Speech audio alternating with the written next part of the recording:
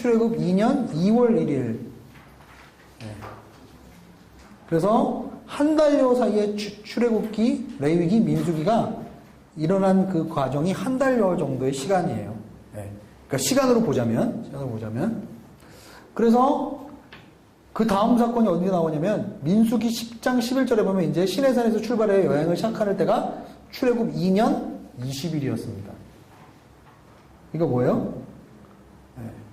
19일 이후에 이런 일이 일어난 거죠. 그러니까 레위기와 민수기 10장까지는 성막이 준공되고 한 달간의 이야기를 담은 것입니다.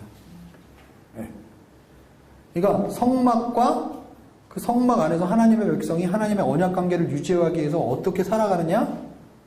이러한 내용들이 결국은 이제 출애굽기 후반부, 레위기, 민수기 초반부까지 그런 얘기들로 계속 진행되고 있다라는 거죠. 그죠? 자, 다시 한번 정리하면 창세기는 언약의 시작이고 하나님 나라의 근간인 시와 땅에 대해서 얘기하고 있는 것이고, 출애굽기와 민수기는 하나님의 언약이 어떻게 완성되며 시가 어떻게 마련되는가, 신명기는 또 하나의 하나님의 나라의 또 하나의 약속인 땅에서 어떤 삶을 살아갈 것인가. 그래서 레위기는 결국은 이 하나님 나라의 시가 어떻게 하나님 나라의 언약을 유지하게 되는가, 즉 계속적으로 하나님과 우리가 함께 성막이라는 공간에서 살아가게 되는데 이 삶을 어떤 식으로 유지하게 될 것인가, 우리는 어떤 삶을 사는 것인가, 이런 것들에 대해서 레위기가 얘기하고 있다는 것이고요. 자, 레위기의 구조를 잠깐 살펴보면 제사에 대한 규율이 나와 있고요, 제사장에 대한 규율이 나와 있어요. 그래서 1장부터 10장까지는 제사와 제사장에 대한 규율이 나와 있고요. 그 다음에 두 번째 파트에서는 육체적 도덕적 불순에 대해서, 그 다음에 육체적 도덕적 거룩함에 대해서 나와 있습니다. 송재근 교수님이 쓴 오경과 구약, 언약, 신약이라는 책에서 제가 발췌를 한 구조. 그러니까 학자마다 조금씩 다 달라요. 송재근 교수님이 이렇게 얘기하시는 것도 있고 다른 교수들은 이렇게 얘기하고, 여러분이 보면서 나름대로 레위기의 구조는 이런 것이야 이렇게 얘기하면 또 말이 돼요. 그러니까 이게 꼭 정답은 아니다. 그러나 이런 식으로 구조를 나눠서 생각해보면 전체적인 맥락을 우리가 좀 알 수 있다.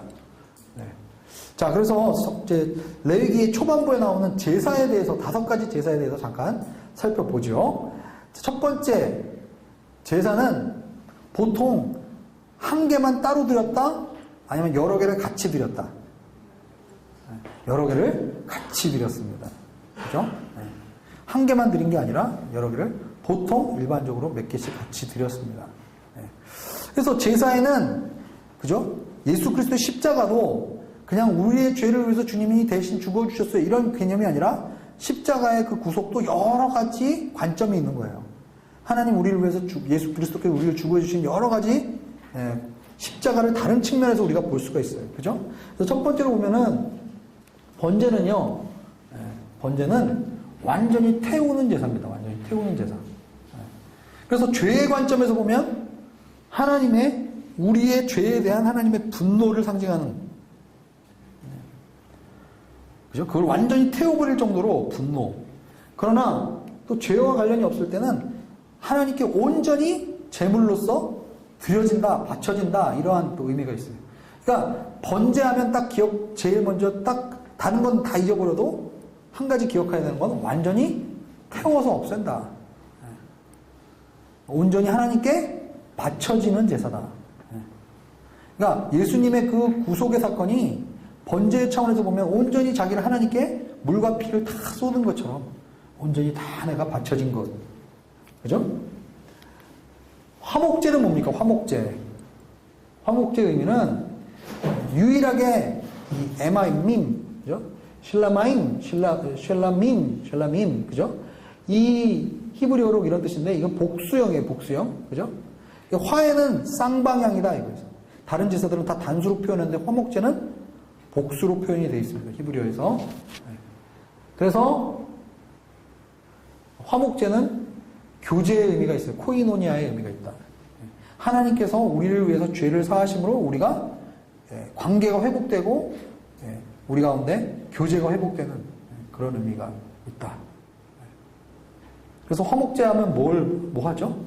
먹죠. 먹습니다. 그러니까 예수님이 죄인들과 신약에 보면 같이 세리와 창녀의 집에 가서 함께 그들과 함께 식사를 하셨어요. 그죠? 밥을 같이 드셨습니다. 그죠? 네. 교제의 의미죠. 교제의 의미. 그 다음에 소제는 유일하게 제사 중에서 피 흘림이 없었던 제사입니다. 소제는 곡식 소자죠. 그래서 곡식 제사를 의미하는 거예요. 곡식 제사. 그래서 이 소제의 의미는 선물이라는 뜻이래요. 선물. 하나님께 자발적으로 내가 드리는 것. 우리의 죄가 사하여지고 하나님과 우리와의 관계가 회복되어지면 하나님 앞에 우리가 자발적으로 드리는 거예요. 아까 부살렐과 오홀리압 얘기도 할 얘기가 굉장히 많은데 그 중에 굉장히 감명적인 게 뭐든가요? 이스라엘 백성이 자발적으로 성막에 들어가는 물건을 다 가져왔어요. 그래서 나중에 어떻게 됐죠? 막았어요. 그만 가져. 그거 하나님은 엄청 기뻐하셨어요. 억지로 드리는 것이 아니라 자원함으로 하나님께 드리는 그 제사. 그리고 그거를 인도하는 자들이 창의적이고 기술이 있고 성령과 이것에 충만한 자들이 또한 그 예배를 인도했어요. 그러니까 우리의 예배가 어때야 하는가, 이 출애굽기의 이 성막을 짓는 과정을 보면서 우리의 예배 가운데 부족한 부분이 무엇인가 이것을 한번 생각해 볼 수도 있겠죠. 네. 그래서 성도의 자발적인 감사와 행동을 기뻐하시는 하나님.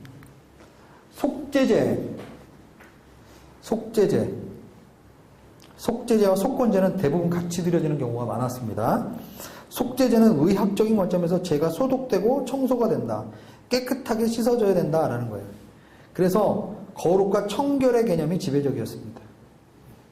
그리스도의 속죄사역, 그죠? 그래서 이사야에 보면은 예수님께서 그 이사야 53장에 보면 주님께서 제물로 속죄 제물로 드려주셨다 이런 말이 있어요. 속죄 제물. 그러니까 죄를 속하는 거죠. 죄를 사하는 거. 그런데 속건 제물은 뭐냐? 속죄제가 플러스 뭐라는 거냐면 배상을 하는 거예요. 배상. 손해배상.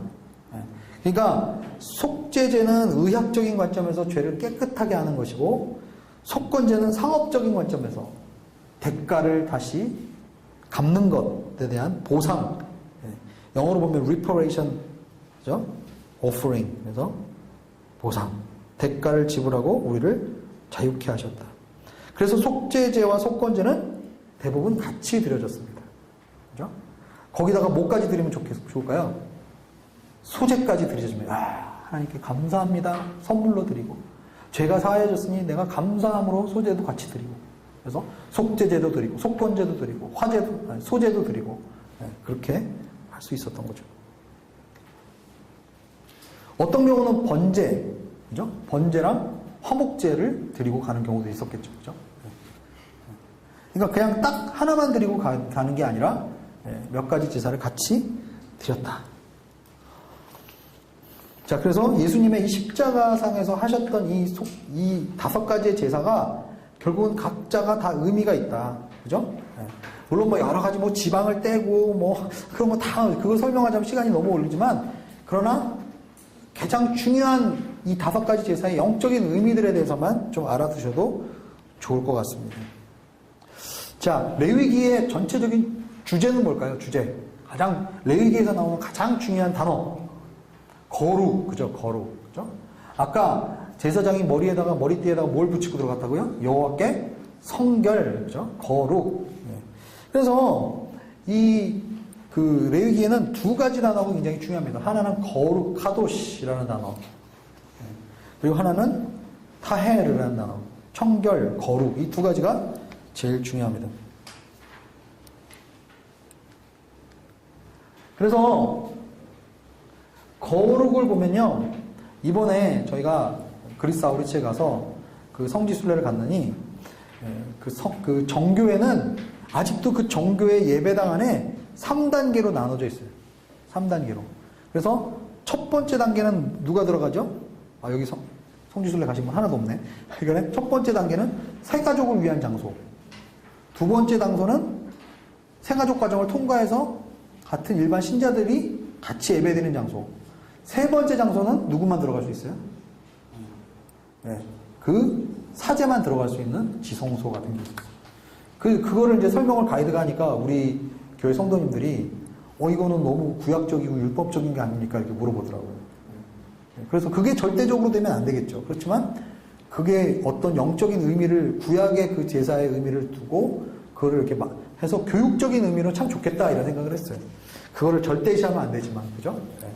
근데 재밌는 거는 이 처음에 세가족 공간에 그 멧데오라 수데오라 같은, 그게 이제 초대교회 때 그 핍박 때문에 성도들이 그 동굴이나 이 산에 들어가서 숨어서 이제 있는데, 멧데오라 수도원에 그 처음에 세가족 교육 공간에 들어가 보니까 그 첫 번째, 그러니까 성전 뜰과 같은 장소죠. 거기 보니까 이 그림으로 다 이제 그림을 해놨어요. 거기는 그때 당시에는 사제들만 말씀을 가지고 있었잖아요.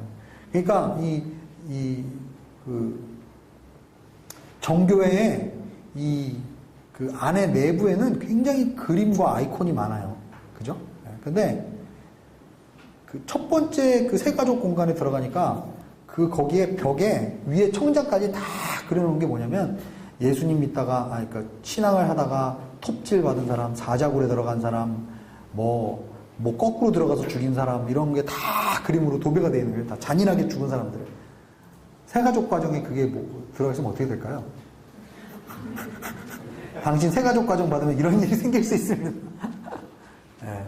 그러니까 이 세가족 방에서 그 다음 방으로 들어가려면 굉장한 각오를 하고 들어갔다는 거죠. 왜냐하면 그때 당시에 한 사람만 변절자가 나와도 공동체 자체가 다 죽는 거예요. 그러니까 세가족을 아주 확실하지 않으면 그 사람을 그 다음 단계 방으로 보내지 않았다고 설명을 하시더라고요. 그게 참 우리 교회 세가족 과정은 너무 좀 허술한 게 아닌가 그런 생각이 들었습니다. 어쨌든 뜰, 성소, 지성소, 이게 있는 이유는 뭐냐면, 그래서 어떤 학자들은 이렇게 거룩에도 단계가 있다. 그죠? 지성소는 가장 거룩한 공간. 성소는 우리 인간이 드릴 수 있는 그러한 제물, 제사의 공간. 성전들은 제사를 들어가기 전에 준비하는 공간이잖아요. 그죠? 근데 그 들어갈 때 그 제단에서 뭘 드리죠, 원래? 제단에서 우리가 고기를 다 태우잖아요. 그죠? 번제를 거기서 드리는 거 아니에요. 그죠? 어떻게 보면 번제가 가장 먼저 시발점으로 모든 제사의 기초가 된다라는 거예요. 그죠? 그럼 아까 번제의 의미는 뭐라고 했죠? 온전히 내가 하나님께 헌신되는 거다. 드리는 거다. 그러니까 모든 제사의 기본은 번제야. 그죠? 번제는 나를 온전히 하나님께 드리는 거예요.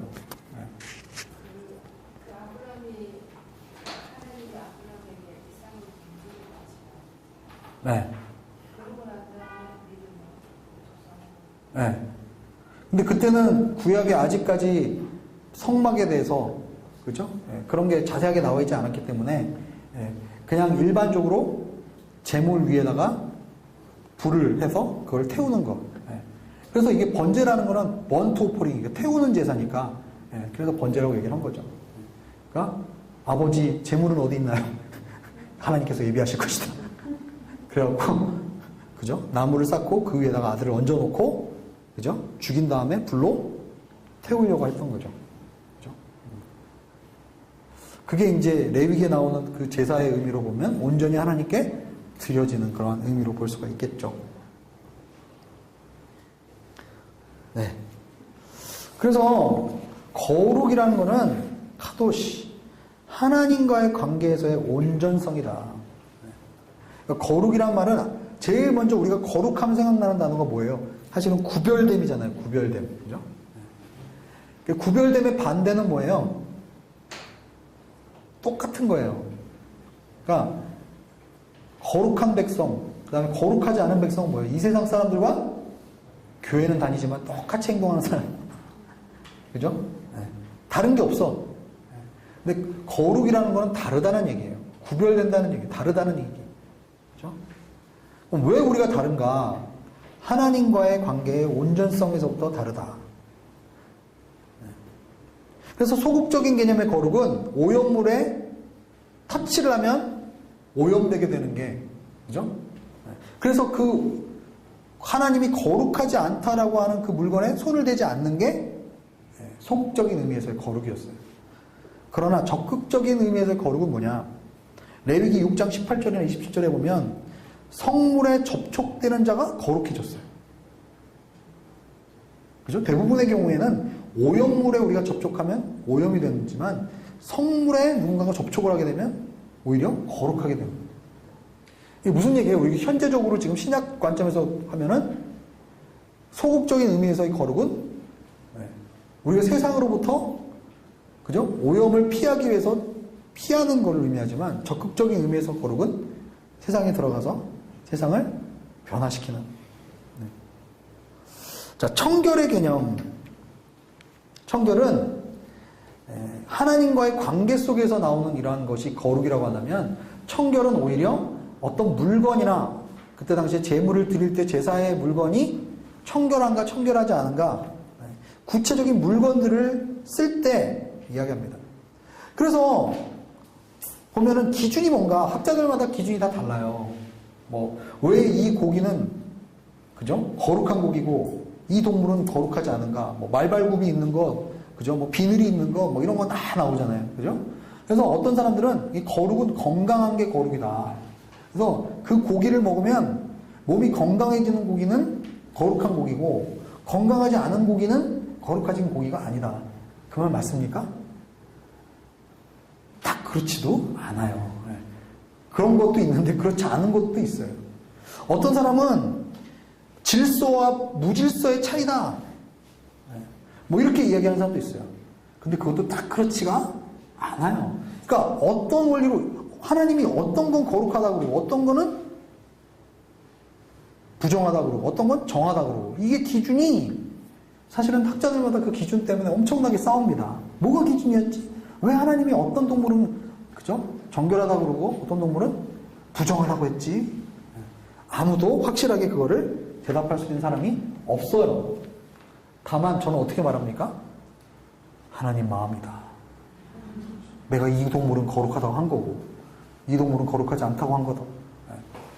저는 그렇게 결론이 안 서더라고요. 그러니까 기준이 딱 모든 거의 기준이 다 맞지가 않아요. 다만 그걸 통해서 하나님은 정한 게 있어, 부정한 게 있어, 부정한 물건이 있어, 그죠? 정결한 물건이 있어, 정결한 동물이 있어, 그죠?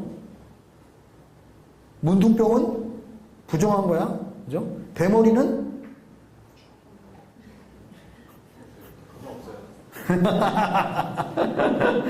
오케이, 할렐루야. 그래서 정한 것과 부정한 것을 하나님이 이거는 정해, 이거는 부정해. 그러니까 이건 뭐야? 하나님의 질서가 있다라는 거예요. 하나님이 정하게 보는 것과 부정하게 보는 것이 있다. 그러니까 하나님이 이 거룩에 대한 개념을 심어주기 위해서 이런 것들을 다 나누셨다라고 생각할 수밖에 없는 거예요. 기준은 온전히 하나님께만 있다. 그래서 11장에 보면 동물, 12장에 보면 자녀 출산, 13장에 보면 그죠? 피부병, 뭐 유출병 이런 것들을 통해서 청결의 기준과 부정한 것이 무엇인가 이거를 다 이제 구분했어요. 그런데 중요한 거는 그거를 읽으면서 이제 막 중요한 거는 이 레위기 11장에서 15장에 보면은 물건과 관련된 거룩과 청결한 삶을 얘기합니다. 그리고 16장에 뭐가 들어가 있어요? 욤키푸르, 대속제일이 들어가 있어요. 그리고 17장에서 22장에 인간끼리의 윤리적인 측면이 나와 있어요. 그러니까 11장에서 15장까지는 어떤 물건이 정하고 어떤 물건이 부정하고 어떤 동물이 부정하고 뭐가 이런 게 부정하고 이 병이 부정하고 이런 식으로 나와 있어요. 이게 청결에 대한 의미가 나와 있어요. 그죠? 근데 16장에 대속제일이 중앙에 딱 박혀 있고 그 다음에 17장에서 22장에는 인간관계 사이에서 윤리적인 측면이 나와 있다는 거죠. 그럼 뭘 얘기하는 거예요? 아, 하나님이 이 거룩의 물건과 이런 것들을 통해서 하나님 우리 삶 가운데 윤리적인 삶과 이 제사적인 그 청결과 청결하지 않은 것을 연결시켜 주시는구나. 그러니까 이게 무슨 얘기냐? 결국 성도들의 모든 삶의 영역 가운데서 하나님은 거룩을 우리에게 가르쳐 주시기 위해서 거룩한 삶이 있고 비윤리적인 것이 있고 그죠?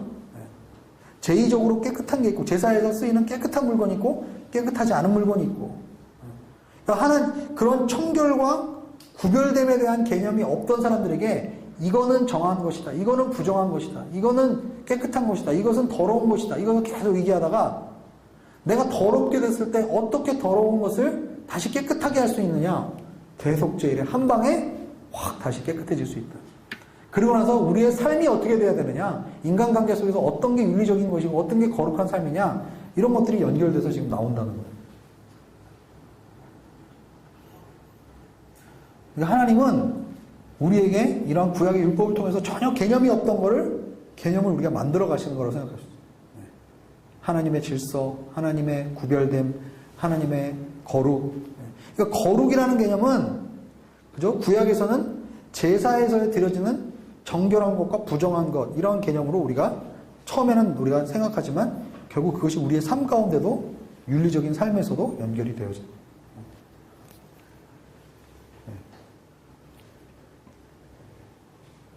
자, 이스라엘에서 3대 절기. 3대 절기는 뭐가 있을까요? 유월절,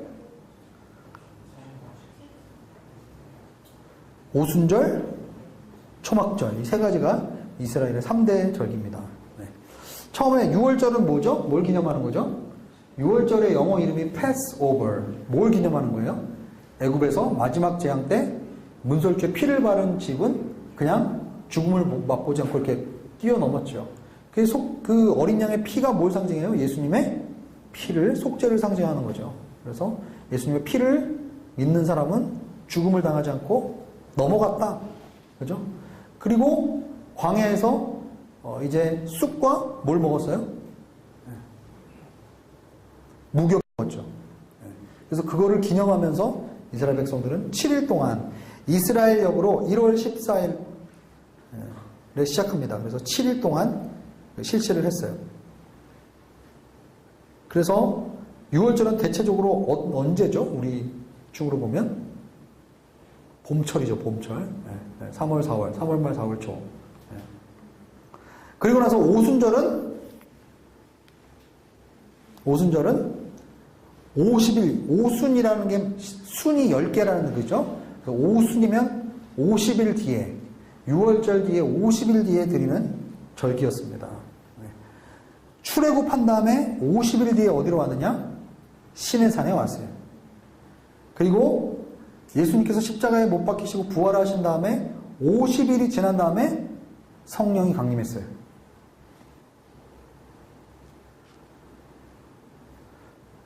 즉 구원의 열매가 맺어지는 시기죠. 그 다음에 이스라엘 역으로는 7월입니다. 7월 3일 마지막 절기가 7월. 그러면 아까 3월 말 4월 초라고 그랬잖아요. 그러면 그때가 이스라엘 역으로 1월 달이 6월절이었으니까 7월 달이면 언제가 되겠습니까? 예, 10월. 그죠? 10월 좀. 즉 10월절이면 모든 추수가 다 끝날 때. 보리 추수와 밀 추수가 다 끝날 때. 그죠? 자, 그래서 이스라엘 역으로 7월에 시작되는데 이 초막절은 이 패키지예요, 패키지. 그래서 7월 1일 날은 뭐가 있어요? 나팔을 불어서, 여기서 말하는 나팔은 우리가 얘기하는 나팔이 아니죠. 우리 오케스트라에서 쓰는 그 나팔 말고 이스라엘에서 쓰는 나팔, 양각 나팔, 그죠? 쇼파라고 하나요? 그죠? 이렇게 휘어져 갖고 이렇게 불 수 있는 거. 네. 우리 이스라엘을 꼭 사랑하시는 형제님들이 있어요. 그래서 그때도 양각나팔을 누가 이렇게 나한테 가져와서 보여주더라고. 이게 그거다. 그래서 제가 한번 불어봤더니 안 부러지더라고. 냄새만 많이 나. 네. 어쨌든 나팔을 불고요. 나팔 부는 것도 여러 가지 의미가 있죠. 네. 그죠? 나팔을 대속죄일이 나오죠. 그 다음에 7월 10일 날이 대속죄일입니다. 욤키푸르. 네. 그래서 이스라엘과 이집트 사이에 7일 전쟁인가요? 6일 전쟁인가요? 네, 7일 전쟁이 있고 그 다음에 이 욤키푸르 때 전쟁을 했어요. 네. 그래서 그때 이집트가 왕창 깨졌죠. 네. 그 다음에 15일에서 22일 날은 이제 초막절, 장막절, 수장절이라고 불리는 이 절기를 지킨 거예요. 그리고 22일 날 대성회를 해서 모든 사람이 모여서 이제 집회를 합니다.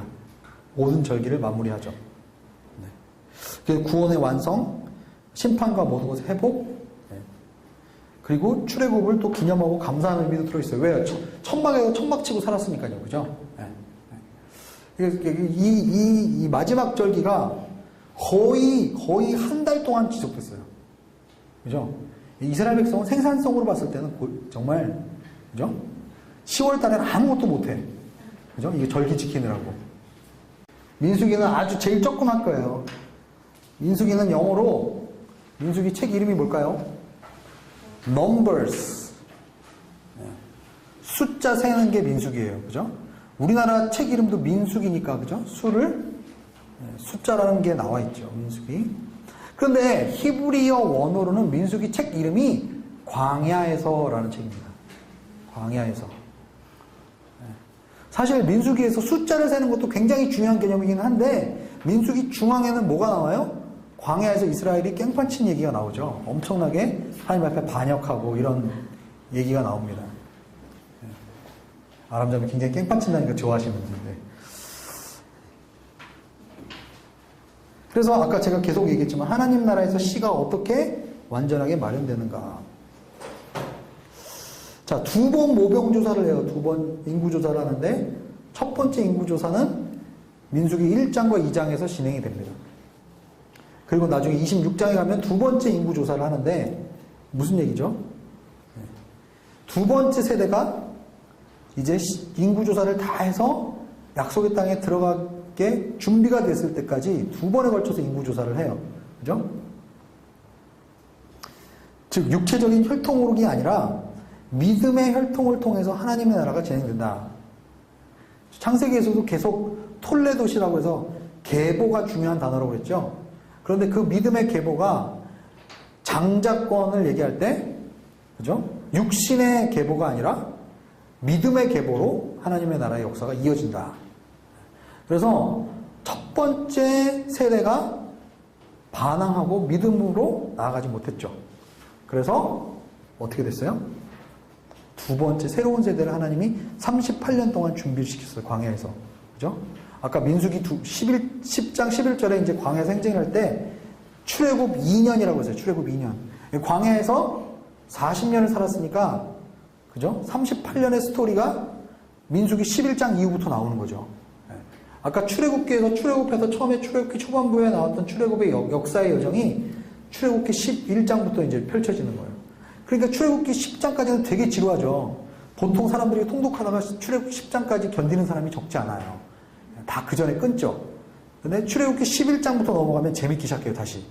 막 이제 이상한, 그 광야에서 아주 익사이팅한 스토리들이 나옵니다. 그죠?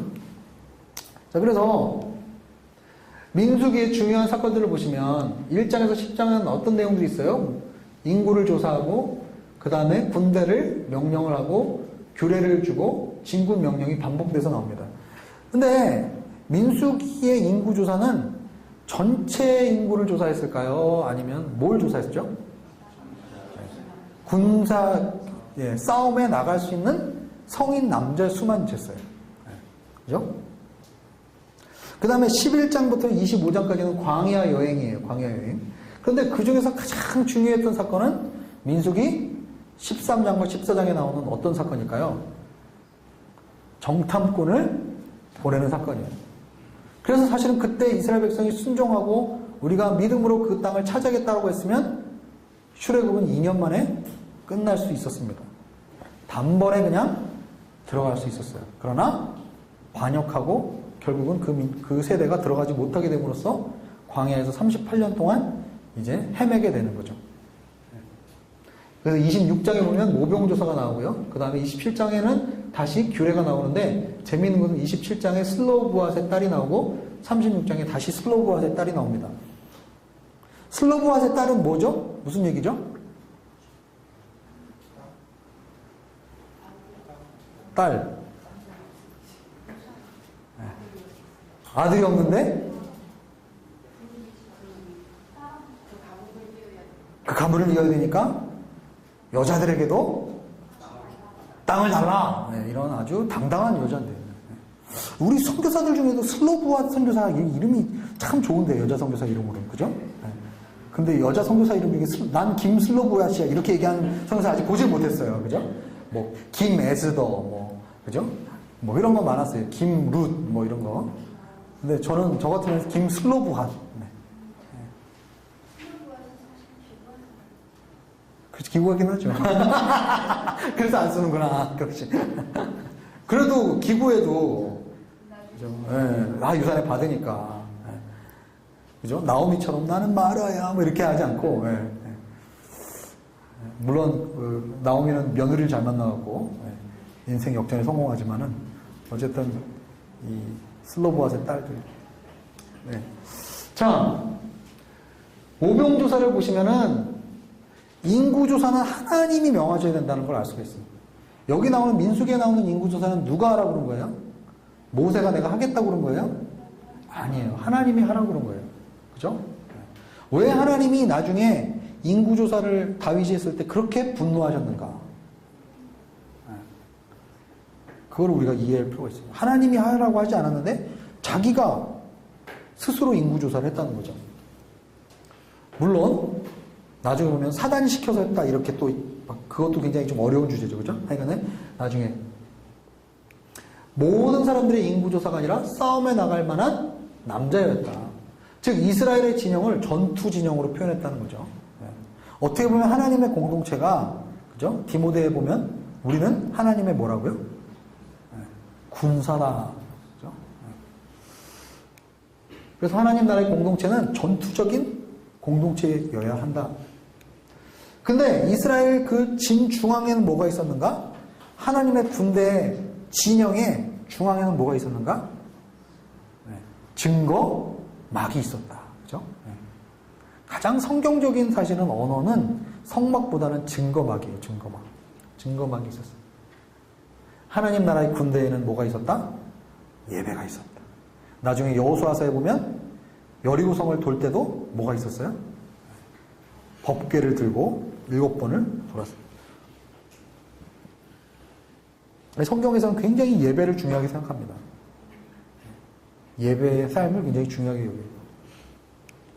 싸움에 나갈 만한 모병조사를 실시하고 나서 바로 그들이 해야 할 일은 그들이 처한 진중 속에서 거룩함을 유지하는 것에 대해서 주님께서 민수기 5장과 6장에 말씀을 하셨죠. 그죠? 자, 그 다음에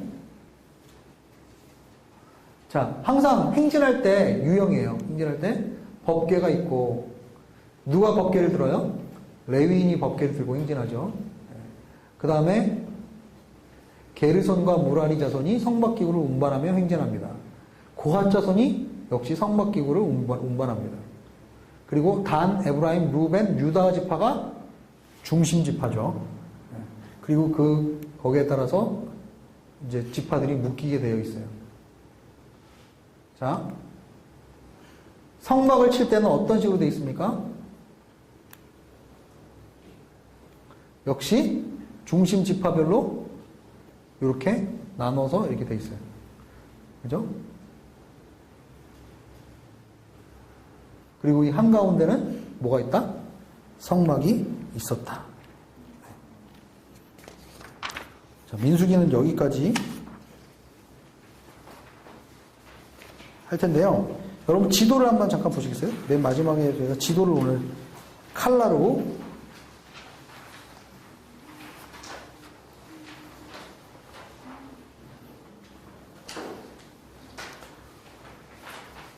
자, 보시면 왼쪽에 있는 지도는 뭐죠? 가데스 바네아. 이거 어디예요? 밑에 보면 민수기 14장이니까 뭐예요? 정탐꾼을 보냈다가, 그죠? 사람들이 하나님 앞에 반역하고, 그죠? 전체가 모세한테 달려들었죠. 못하겠다고. 그래서 하나님이 그들을 심판하신 장소입니다.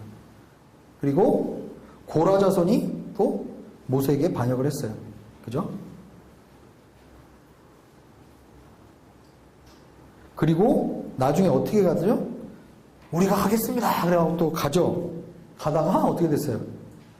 네. 거기서 가나안 사람들한테 엄청 깨지죠. 네. 그래서 이스라엘이 패배한 곳 나오죠. 네. 그러니까 원래는 이렇게 사해 밑으로 해서 왼쪽으로 들어갈 수 있는 길이었죠. 네. 그러나 그쪽으로 가지 못하고 오른쪽 지도를 보면 어떻게 돼요? 쭉 모압 광야 길을 돌아서, 그죠? 여러분 세일산 찾았어요? 세일산. 에돔 찾으셨죠? 그죠? 에돔, 모압. 그죠? 그러니까 이 에돔과 모압은 다 이스라엘의 친척벌들이었죠. 그죠? 에돔은 누구의 자손? 에서의 자손. 모압은 롯의 자손. 그 중에 롯이 딸들과, 그죠? 동침에서 낳은 자녀들이 모압 자손. 근데 하나님은 이 에돔과 모압의 땅을 취하라, 취하지 말아라. 취하지 말아라. 이 땅은 내가 너희 친척들한테 준 땅이다. 그래서 모세가 뭐라고 했어요?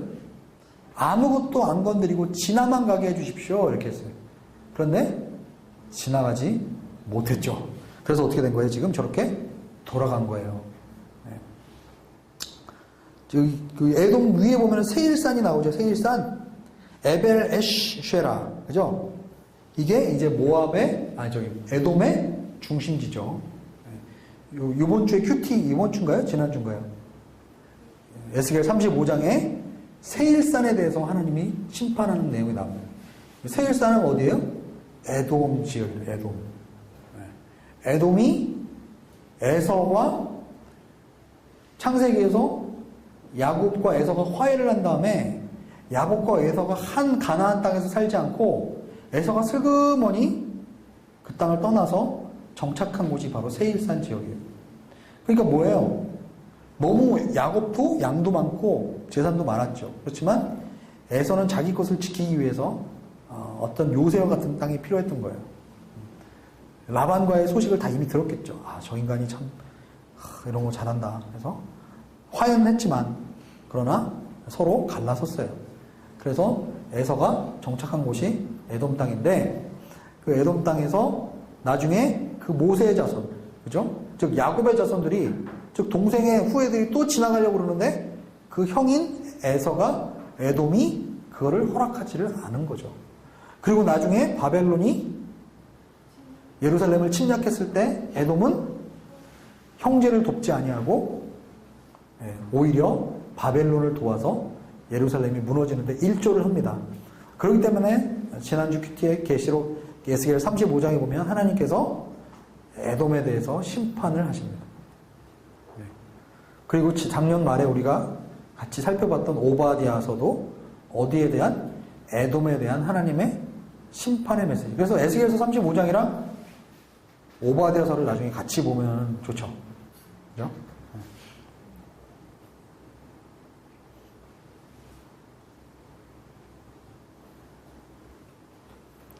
그래서 이렇게 민수기 13장, 14장에 나오는 가데스 바네아의 사건을 통해서 이스라엘 백성은 금방 며칠길이면 들어갈 수 있는 그 약속의 땅을 들어가지 못하고 그리고 38년을 돌아서 새로운 세대가 준비되었을 때 다시 요단강을 건너서 가나안 땅으로 들어가게 되는 거예요.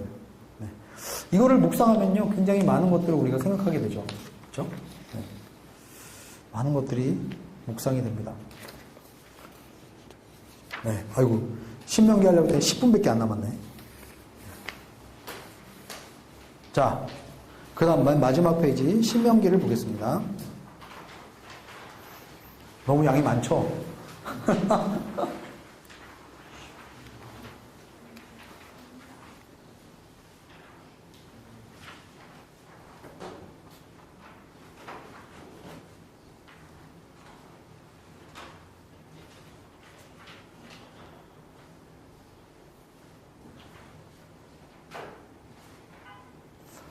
자, 신명기를 한번 살펴볼게요. 자, 신명기의 배경을 한번 보겠습니다. 신명기는 모세가 요단강 동쪽의 아라바 광야, 곧 바란, 도벨, 라반, 하세롯, 디시압 사이에 있는 모든 이스라엘 백성에게 말한 것입니다. 듀트로노미, 이거 무슨 얘기냐면 신명기의 영어 이름이 듀트로노미인데 듀트라는 말이 다시 한번, 두 번째로 이런 뜻이에요. 그러니까 신명기라는 거는 율법을 다시 한번 이야기하는 책이다. 출애굽기와 레위기에 걸쳐서 하나님께서는 율법을 언약의 가장 뼈대를 이루는 건 십계명이고, 그리고 그 십계명의 세부 사항들을 설명하시고, 그리고 언약 당사자들끼리 같이 사는 성막에 대해서 얘기하셨고, 그리고 언약 당사자들끼리 관계가 깨어졌으면 어떻게 회복할 것인가를 제사법을 레위기에서 이야기해 주셨어요. 그죠? 그리고 나서 이제 새로운 세대가 가데스 바네아에서 반역 사건 이후에 38년 동안에 그렇게 난리를 민수기에서 치고, 그리고 결국은 궁극적으로 요단강 동편의 모압 평원에서 요단강이 내려 보이는 그 장소에서 모세가 나이가 이제 많이 들었겠죠. 그 모세가 새로운 세대, 이스라엘로 들어가려는 새로운 세대에게 이제 마지막으로 부탁하는 내용이 신명기입니다. 이 신명기는 출애굽기에 나왔던 율법을 더 자세하게 풀어서 설명해 주었다라는 거예요. 그래서 율법에 대해서 우리가 잘 이해하려면 뭘 알아야 돼요? 신명기를 자세하게 살펴보면 된다라는 거예요. 그래서 신명기의 구조를 여러 가지로 사람들이 보는데요. 이렇게 볼 수 있어요. 모세의 첫 번째 연설이 1장부터 4장까지, 그 다음에 두 번째 연설이 4장부터 26장까지, 세 번째 연설이 27장에서 30절까지, 31장까지 되어 있다. 즉 모세가 세 번에 걸쳐서 연설한 내용이 신명기의 내용이다. 네. 자, 그래서 신명기는 대칭 구조로 또 되어 있다. 네. 너무 어려우니까 넘어가죠. 네. 그래서 이것도 이거는 신명기의 구조가 조약으로 되어 있다. 그러니까 종주와 봉신 사이에 맺은 조약, 불평등 조약의 내용처럼 되어 있다. 지난번에 시내산 언약도, 그죠? 시내산 언약도 두 당사자 사이에 언약 관계, 계약 관계를 체결할 때 고대에서 언약을 맺는 그 비슷한 방식으로 19장에서 24장까지가 쓰여져 있다고 한 것처럼 여기도 조약을 맺는 것과 같은 그러한, 예를 들어서 히타이트가 주전 14세기, 15세기에 맺었던 그 조약과 비슷한 형태로 되어 있다. 그래서 히타이트 조약에 보면 히타이트 서물에 보면 히타이트 왕이 누구고, 그동안에 역사적으로 히타이트 왕과 그 주종 관계를, 종신 관계를 맺는 사람들과의 관계, 그동안에 히타이트 왕이 했던 일, 그래서 너희들이 히타이트 왕의 말을 잘 들어야 한다, 이런 동기부여의 내용들이 들어져 있고요. 그 다음에 이 조약을 맺기 위한 규정들이 있고요. 그 다음에 이 규정들을 동의를 하면은 본문을 보강 안 하고 사람들 앞에서 공적으로 낭독할 것에 대해서 주문을 합니다. 조문이 아니라 주문. 그래서 조약의 증인으로서 신들의 명단이 기록되어 있고, 나중에 이것을 잘 지키면 복이 있고 잘 못 지키면 저주가 있다. 이게 히타이트 조약의 내용이에요. 형태예요. 근데 신명기도 비슷하게 되어 있다는 거예요. 그죠? 역사적으로 어떠한 의미가 있고, 조약의 규정들은 무엇이고, 이거를 정기적으로 너희가 읽어야 된다. 그리고 증인들이 누구다? 맨 마지막에 28장에 보면 이것을 잘 지켰을 때 복과 저주에 대해서 나옵니다.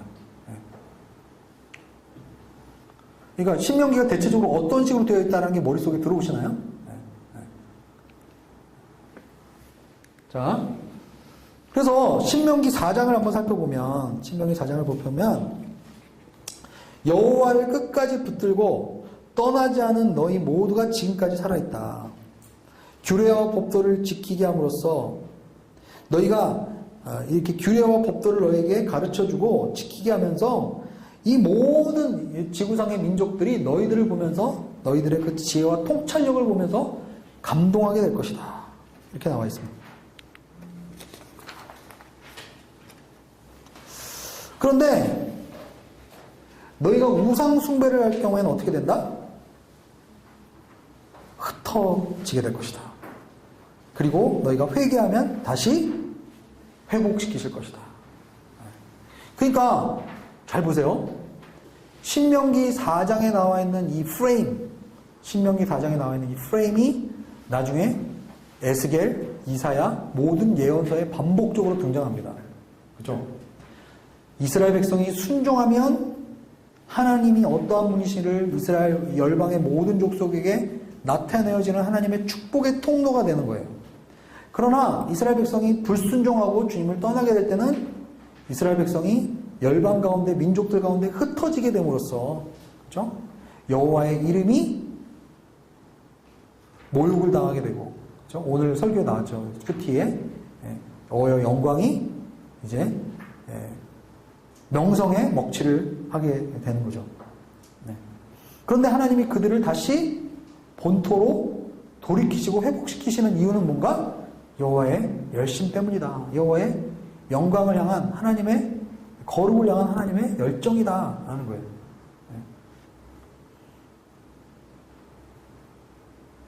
그래서 나중에 이 신명기 27장에서 32장의 패턴이 이 신명기 4장의 패턴입니다.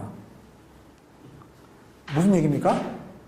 열방이 흩어지고 회복하고 열방이 하나님, 그러니까 신명기에서 처음에 아브라함에게 얘기했을 때 너를 택해서 열방의 뭐로 삼는다? 축복의 통로로 삼는다. 이게 시작이에요. 출애굽기 19장에도 세계가 내게 속하였으니 너는 나의 특별한 소유물이 되고 너희가 나의 언약을 잘 지키면 너는 제사장 나라가 될 것이고 거룩한 백성이 될 것이다. 이것도 이스라엘 백성의 언약이 항상 이스라엘과 하나님과의만 관계만 있는 것이 아니라 이것이 파급이 어디로 흘러간다? 열방으로 흘러간다. 다른 모든 민족들에게 흘러간다라는 거예요. 신명기도 마찬가지. 신명기 4장에서 너희들이 율법을 잘 지킬 때는 정말 너희같이 통찰력이 있고 정말 지혜로운 민족이 어디 있겠느냐. 너희가 기도할 때마다 응답하시는 이 신이 누구인가 하고 열방 사람들이 놀라게 된다는 거죠.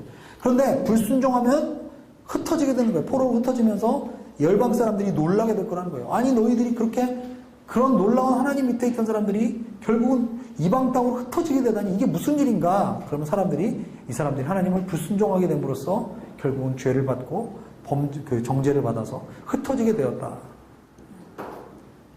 이런 패턴으로 역사가 진행될 것이다라는 역사적인 프레임을 이미 신명기에서 만들어 놓은 거예요. 아까 도주영재님이 얘기했죠. 하나님은 다 보여줬어. 네? 그죠? 성경 공부 많이 했어. 다 알았어. 근데 안 지킨 게 문제예요. 그죠? 네. 그래서 하나님께서는 지금까지 이렇게 위대한 신이 있었는가? 놀라운 출애굽의 기적을 베푼 사람, 이게 지금 계속 신명기 4장 얘기하는 겁니다. 그것을 우리에게 보여주신 이유는 무엇인가? 신명기 4장 35절에 뭐라고 나와 있어요? 크게 좀 읽어주시겠어요?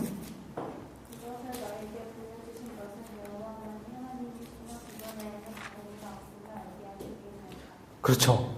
너에게 이것을 보여주신 것은 하나님이 여호와만이 하나님이시며 그분 외에는 다른 이가 없음을 알게 하기 위하신 것이다. 네. 그리고 36절에 보면 신명기 4장 36절에 보면 여호와께서는 하늘에서부터 그분의 음성을 듣게 하셨고 너희를 훈련시키려고 땅에서는 그에게 그분의 큰 불을 보이시고 그분의 불 속에서 나오는 그분의 말씀을 듣게 하셨다. 예, 성경을 한번 펴보세요. 성경을. 신명기 4장 36절.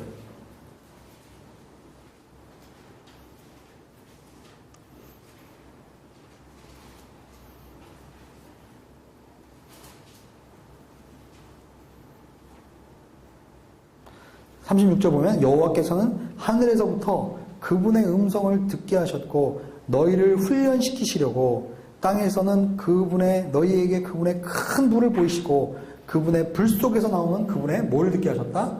말씀을 듣게 하셨다. 중요한 거는 여호와의 음성을 듣는 것이 굉장히 중요하다. 결국 뭐 기적이 일어나고 뭐 치유가 일어나고 뭐 많이 있어도 결국 제일 중요한 거는 그죠? 엘리야가 결국 하나님 앞에 다시 선지자로 나갈 수 있었던 것은 불도 아니고 지진도 아니고 뭐였어요? 세밀하게 말씀하시는 여호와의 음성을 들었기 때문이에요. 39절 이날 너희는 저 위에 하늘과 저 아래 땅에서 여호와께서 하나님을 인정하고 마음에 새기도록 하라.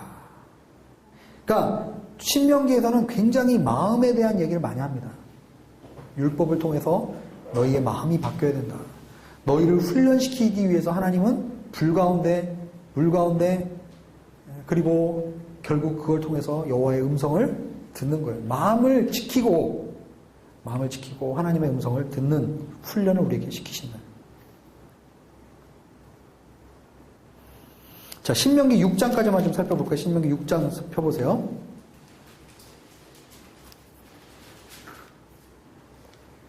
신명기 6장 2절에도 보면 여호와를 경외하면 어떻게 된다? 오래오래 너희가 살게 될 것이다. 이게 무슨 얘기일까요?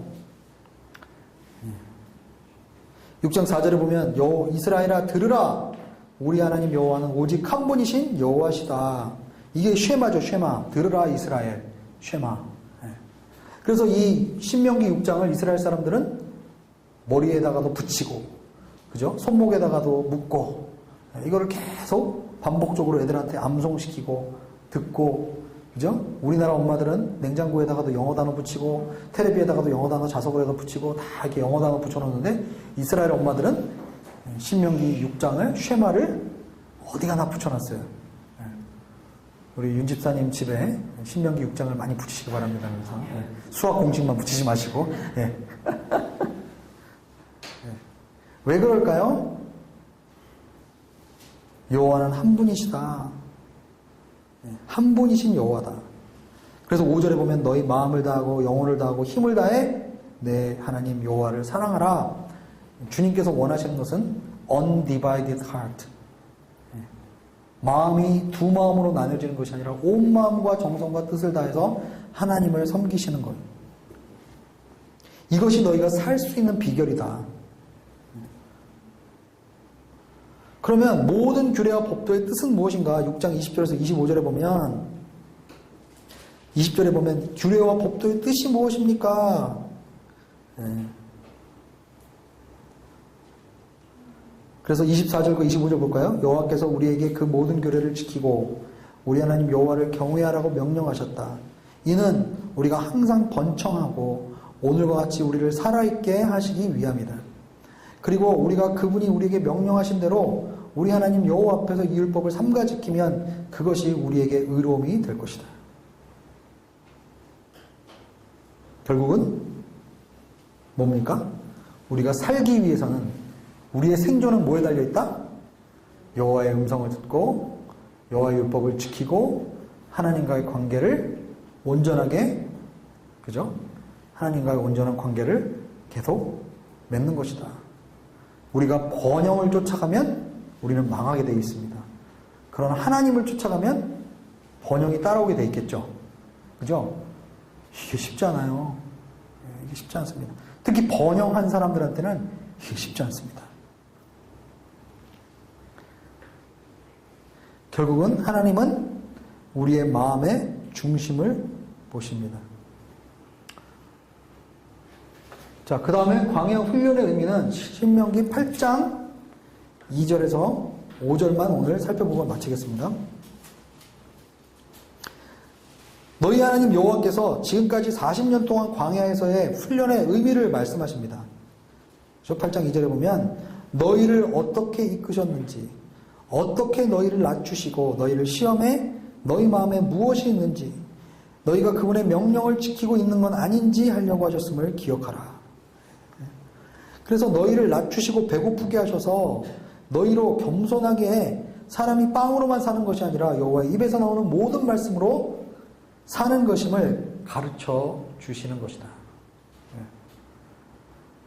배고픔, 굶주림, 여행 그 경로에서의 그 피곤함, 힘듦 이런 걸 통해서 근본적으로 내가 살아가는 의미는 나에게 물질적인 그 부가 주어져서 내가 살아가는 게 아니라 그거보다 더 중요한 거는 하나님이시구나 라는 것을 그들로 하여금 마음을 낮추셔서 그들로 하여금 깨닫게 하신다라는 거죠. 40년 동안 너희 옷이 헤어진 적이 있었느냐? 너희 발이 부르튼 적이 있었느냐? 그리고 8장 5절에 보면 그러니 너희 마음에 사람이 자기 아들을 훈련하듯이 너희 하나님 여호와께서 너희로 훈련시키시는 것을 알라. 굉장히 중요한 엄청나게 카운터 펀치 뻥 하고 매기는 거죠.